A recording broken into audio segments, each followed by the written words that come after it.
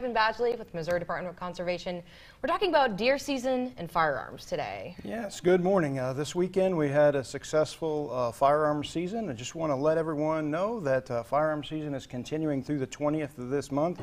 So with the warm temperatures and people are getting outside, if you're going to be out in an area, out in the woods or in the prairies, it's probably a good idea for you to have some sort of hunter orange on, even if you're not hunting, just because we want to make sure that everyone is safe. So it can be as simple as a small hunter orange cap. You could also have a vest.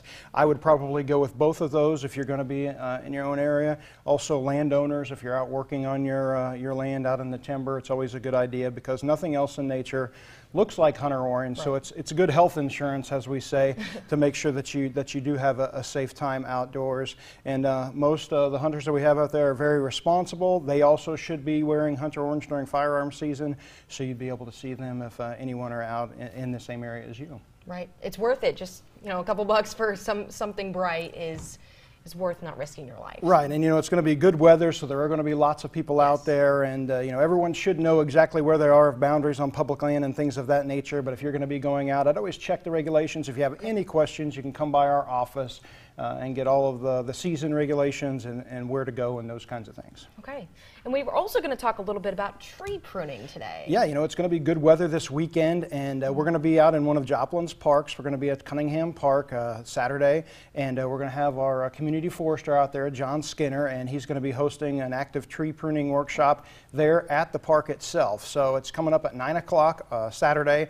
If you're interested, you can show up Cunningham Park. You can give us a call if you want to register for that program, or you can just show up. It's going to be in the north parking lot there, just off of 15th Street.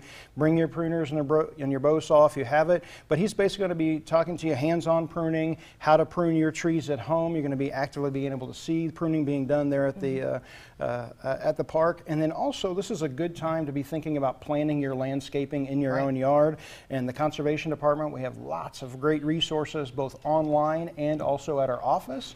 We also have the seedling order form. So if folks are wanting to get some seedlings for their yard, they can not only ask John questions about the right tree, the right place this Saturday, but they can also just get some hands-on advice on tree care, but then mostly how to properly care for your trees, because just most people, they plant them and they think that it's done. Right. But if you really want to shape them, make sure that it's going to be good health and those kinds of things, consulting a forester or an arborist is a great way to ensure that planting does pay off at your house. So obviously here in Joplin, we have a lack of trees because of the 2011 tornado. So how many new trees have been planted since that, and what are we looking at? Oh, thousands and thousands of trees. Right. The Missouri Department of Conservation, we actually hired an intern and an arborist to work with the city. The city's been doing a great job in planting a lot of trees. You can see in the tornado corridor, but there still are, a net loss of trees. So if folks are interested in looking at different trees, and it's not as easy as just, oh, this looks nice at the store, I'm going to go plant it. Sure. Each tree has needs. That's one of the great things about actually if you plant native trees.